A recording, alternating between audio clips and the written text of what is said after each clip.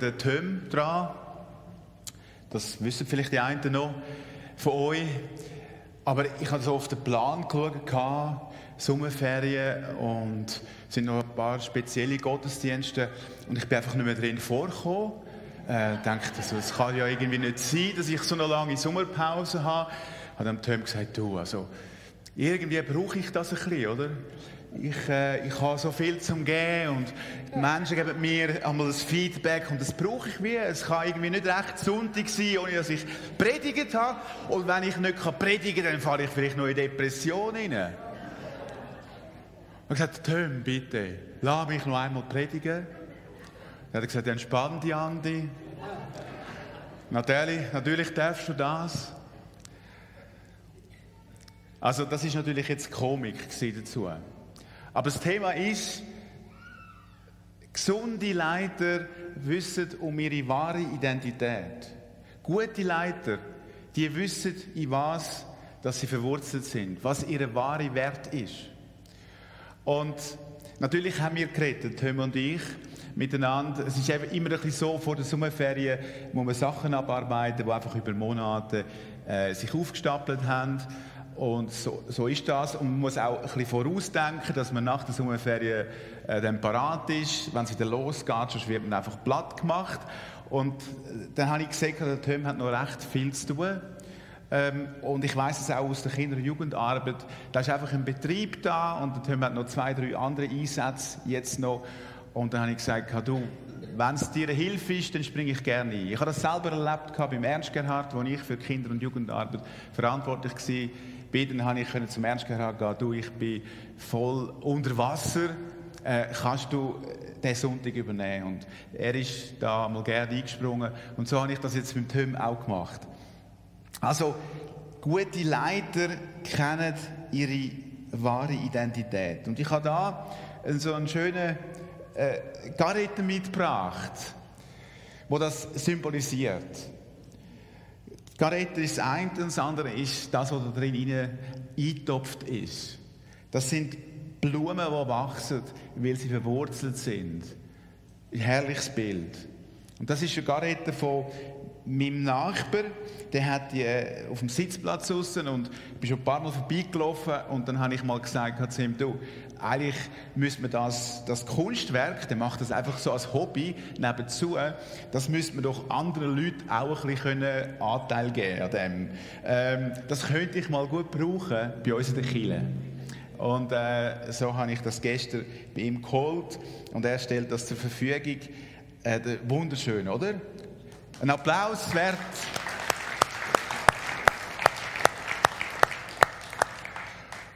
Und das zeigt etwas von gute Leiter blühen auf, wie die Blumen. Und das heisst in den Sprüchen, dass Gott will, dass du und ich, dass wir mit unserem Leben zur Blühe kommen. Dass wir aufblühen wie eine Blume, wie eine Pflanze im Frühling. Und was mal blüht, das wird auch irgendwann einmal Frucht tragen. Und es zeigt eben so schön, eben worin bin ich gegründet? Worin ist meine Identität verwurzelt? Grabe ich mit meinen Wurzeln tief runter in das Wort von Gott, bildlich gesprochen? Tue ich meine Wurzeln ausstrecken nach dem Wasser, nach dem Geist Gottes? Oder ein Zeichen davon kann sein, dass man, wenn man so Worship-Zeit macht, dass man aufsteht und die Hände in die Höhe streckt. Das kann ein Zeichen davon sein. Ich freue mich immer ab dem, wenn ich sehe, wie Menschen sich ausstrecken. Nach Gott, nach mir. Und das ist so ein Zeichen, eben, ich möchte meine Wurzeln ausstrecken und verwurzeln lassen in dem Fundament, wo Gott ist. Und es gibt nichts Schöneres, als zu sehen, wie Mann und Frauen aufblühen, ihrem Leben und Verantwortung übernehmen. Für ihre Familie, als Vater, als Mutter. Oder als Student an der Uni oder in der Schule Verantwortung übernehmen, positiven Einfluss ausüben auf ihre Gespendli und mit ihnen weggehen und sie auf Jesus oder auf Gott hinweisen können. Das ist Leiterschaft. Gott möchte, dass wir dürfen das, was er vorbereitet hat in unserem Leben, dass wir das umsetzen können, dass wir das erfahren können. Und darum ist das so ein schönes Bild, das ich euch mitgeben möchte, auch in die Ferien, wenn ihr Ferien habt über den Sommer.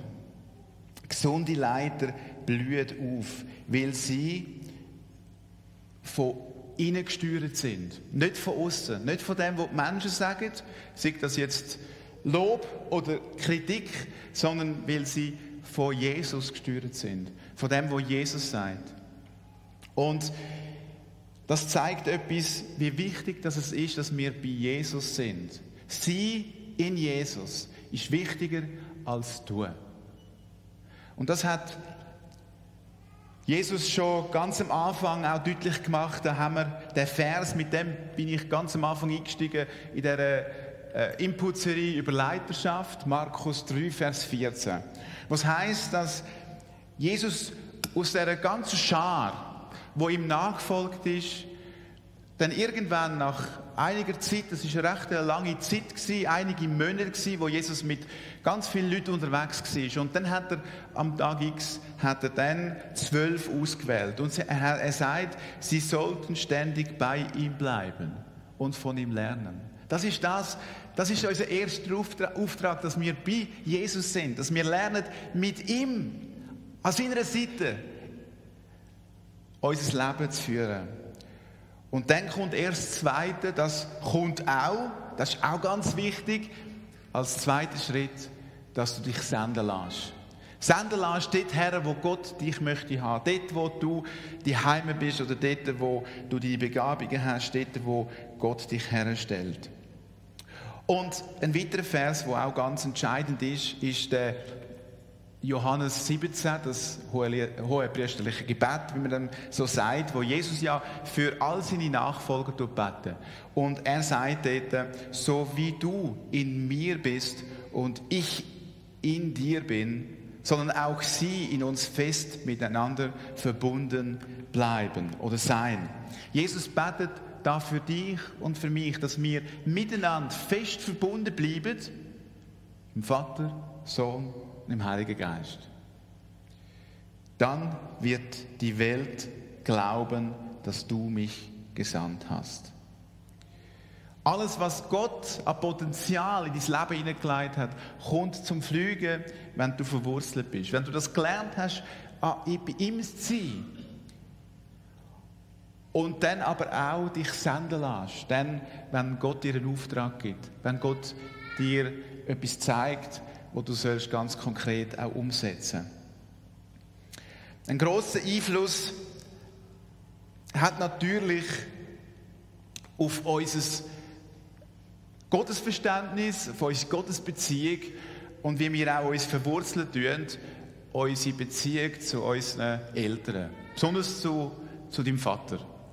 Weil deine Beziehung zu deinem Vater übertreibst du automatisch dann auch auf Beziehung zu Gott, dem Vater. Das habe ich auch so gemacht. Und da ich ein schwacher Schüler war, zum Teil gar keine Noten bekommen habe, weil ich so schwach war, habe ich irgendwo meine Nische gesucht, die Heime, wo ich Lob und Anerkennung bekomme. Und ich habe das schnell herausgefunden, das ist schnell ein eingeschliffener Mechanismus geworden, dass ich gewusst habe, wenn ich arbeite und wenn ich fleissig bin, dann wird mich mein Vater loben. Dann ist das am Küchentisch das Thema. Er sagt nicht viel, aber was er sagt, das hat Gewicht. Und ich habe gewusst, meine zwei älteren Geschwister, die 8 und 9 Jahre älter waren, die werde ich schulisch nie einholen. Das ist unmöglich. Aber ich habe gewusst, eines Tages habe ich gewusst, als Teenager habe ich gewusst, ich kann sie schlagen, indem dass ich fleissig bin, indem dass ich arbeite, indem dass ich meinem Vater helfen tue. Und natürlich ist der Bauernhof, wo ich aufgewachsen bin, auch mein Paradies gewesen. Ich habe mich dort so wohl gefühlt. Ich habe dort so viel Bestätigung bekommen. So viel Anerkennung.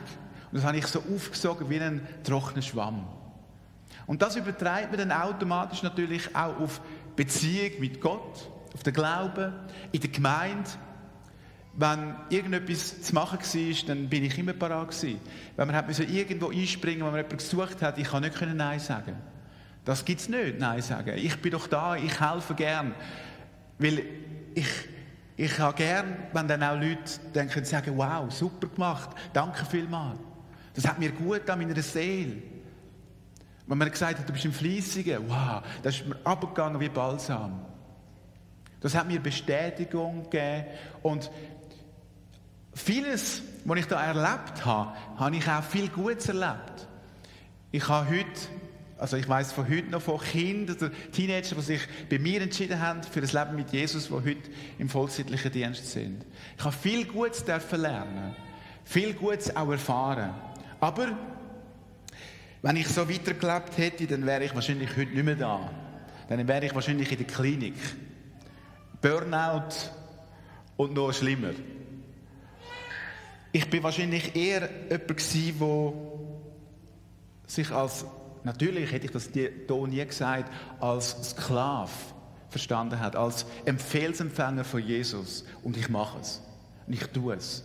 Und ich schaffe das schon. Aber ich bin nicht ein Freund von Jesus. Jesus korrigiert das ja und sagt zu den Jüngern, ihr seid nicht meine Diener, ihr seid nicht meine Befehlsempfänger, ihr seid meine Freunde, mit denen ich meine Gedanken, meine Pläne, meine innersten Gedanken und Gefühle teile. Später bin ich dann auf die Bibelschule gegangen und ich habe neben der herkömmlichen Bibelschule noch ein Fernbibelstudium angefangen, das dann international anerkannt war. Und wenn die anderen dann in Urlaub gegangen sind, dann bin ich an den Schreibtisch gegangen und habe einmal studiert. Leistung, oder? Durch Leistung bin ich. Meine erste Beziehung ist auseinandergegangen mit einer Frau. Und wir sind hier am Tisch gesessen mit einer Diakonisse, die uns so begleitet hat und das letzte Gespräch geführt hat mit uns. Und dann sagt die mir am Schluss, Andi, ich wünsche dir mal eine Frau, die dir lernt, das Leben zu geniessen. Und ich habe noch nicht verstanden, um was es geht. Aber sie wollte sagen, mit dir kann man gar keine Beziehung haben, so wie du lebst. Das ist unmöglich. Und heute, also auf den Tag, bin ich 19 Jahre jetzt verheiratet mit der Cornelia, standesamtlich.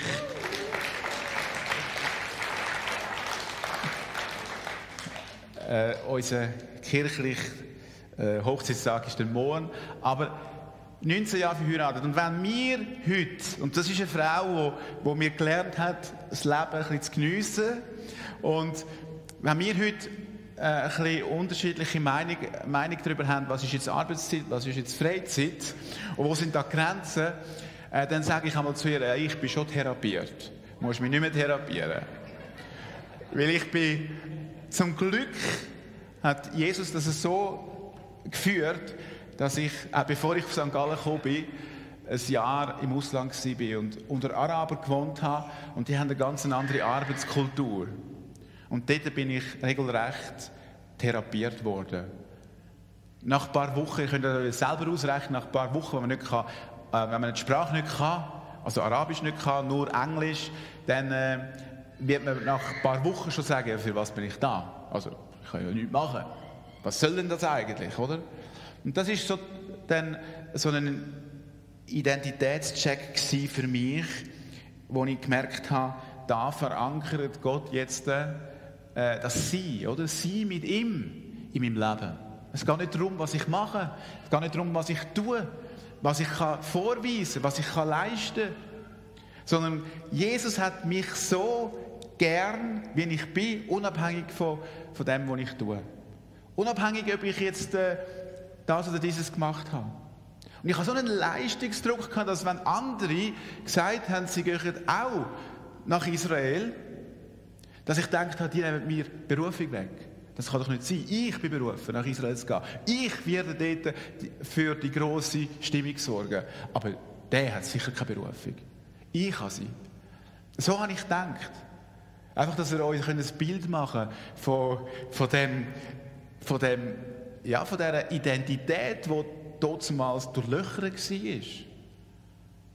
Mit vielen Vakuum oder mit einem grossen Vakuum nach Bestätigung von Menschen, wo mir Lob aussprechen. Und in diesem Jahr bin ich in dem Sinn, habe ich meine Identität mit Jesus festgemacht.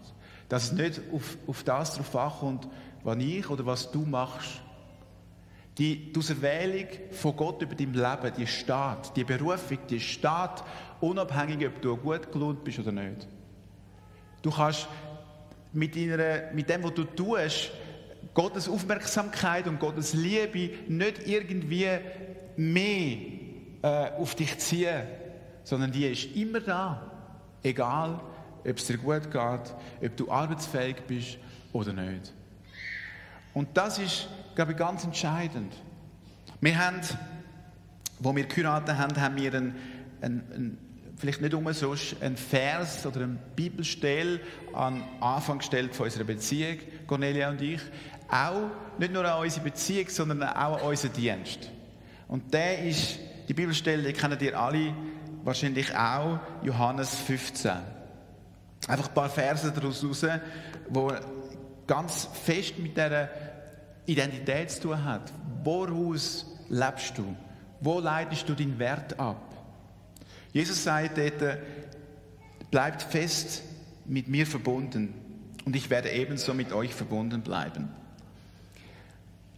Deine Verbundenheit, die drückst du aus. Oder da sagt Jesus, dass er dir die Freiheit lässt. Er bleibt ebenso verbunden, wie du verbunden bleibst mit ihm. Aber es braucht dein Ja dazu. Es braucht deine Einwilligung. Er hat alles vorbereitet. Das Fundament ist da. Aber du musst dich einpflanzen lassen. Du musst das Ja haben. Das muss von dir auskommen. Und wenn du das Ja hast, dann gibt Gott sein volles Segen.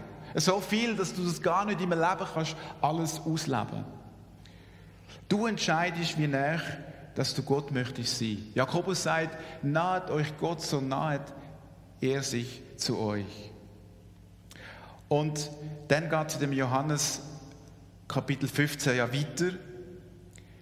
Denn eine Rebe kann nicht aus sich selbst heraus Früchte tragen, sondern nur, wenn sie am Weinstock hängt.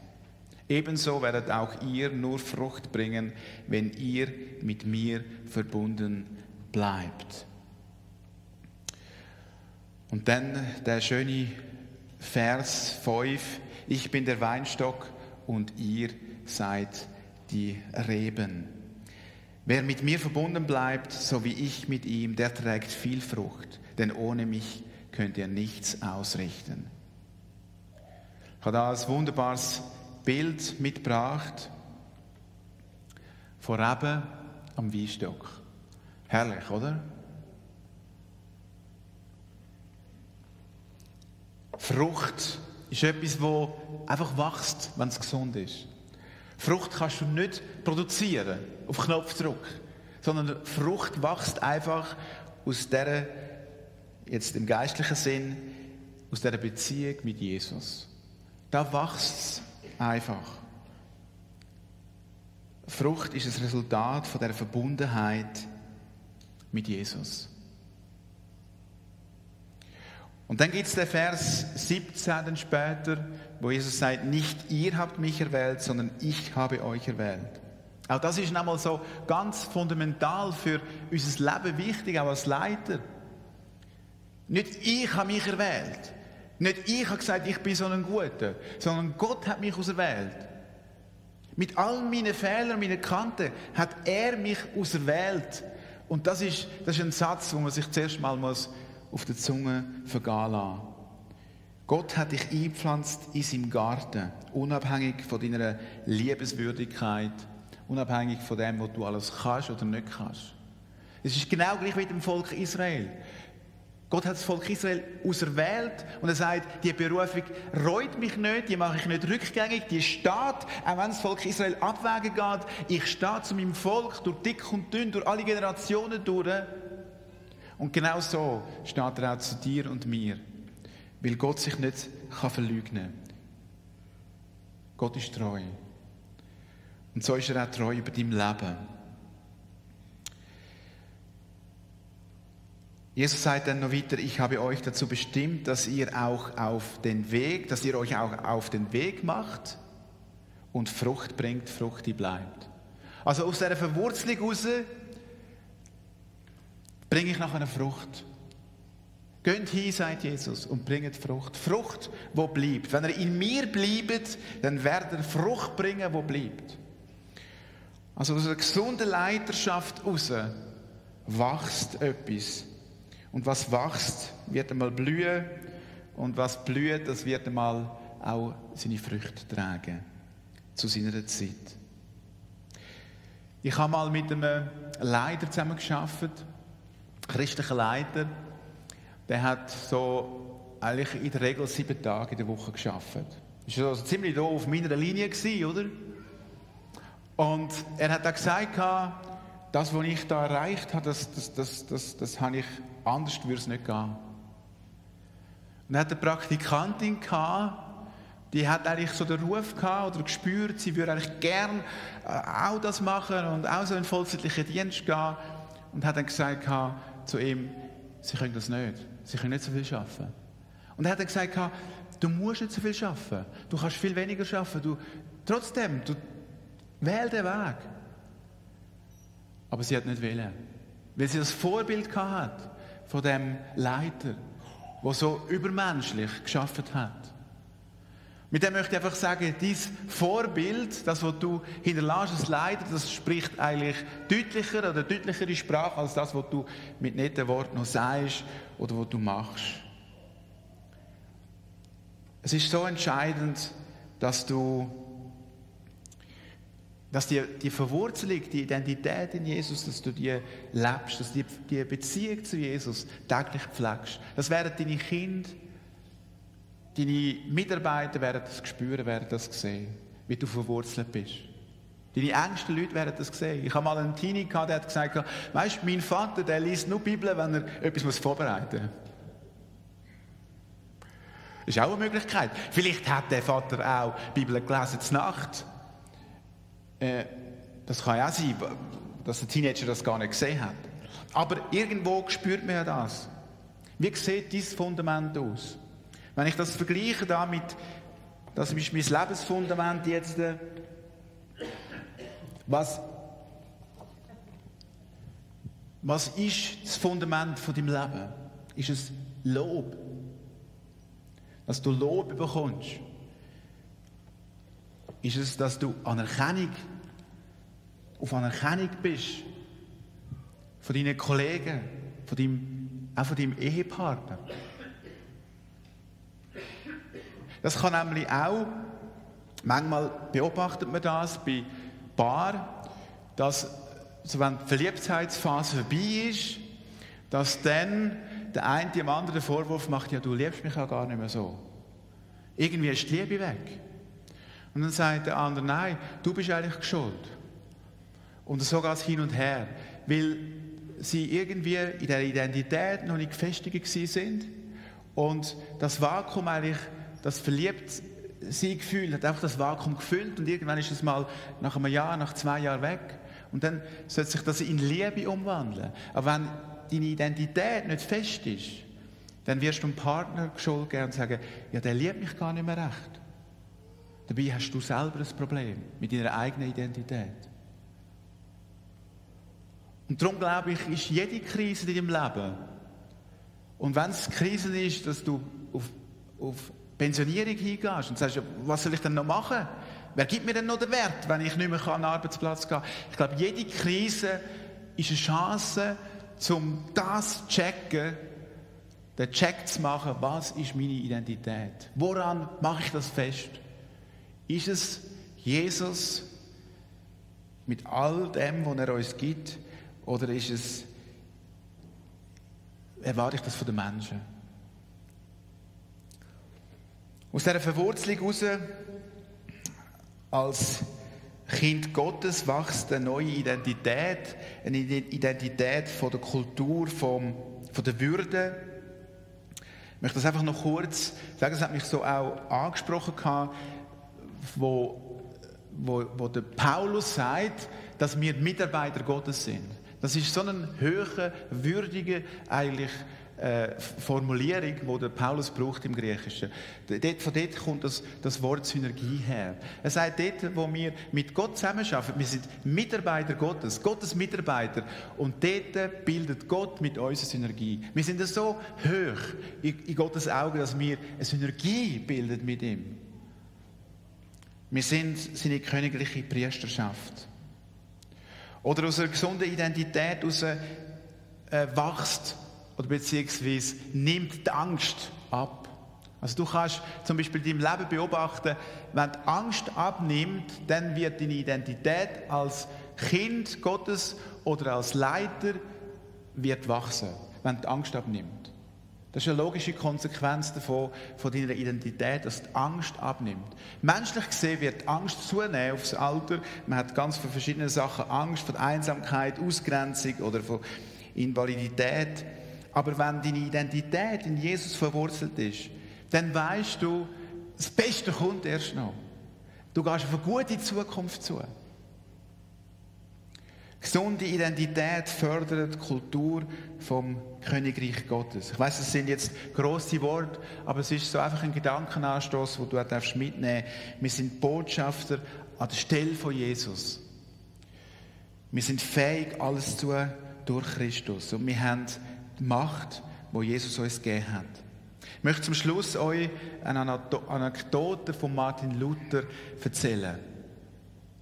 Als er in Wittenberg eines Nachts in seinem Arbeitszimmer studiert hat, ist der Teufel durch die Stadt geschlichen und hat den Reformator bei seiner Arbeit stören.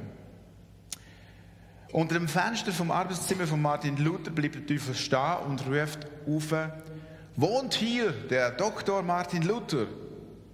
Der Luther hört die Stimme, geht zum Fenster, macht den Laden auf und ruft raus: Nein, der Martin Luther ist schon längst gestorben. Hier wohnt Jesus Christus. Da zieht der Teufel den Schwanz ein und flüchtet. So hat der Paulus das der Galater geschrieben.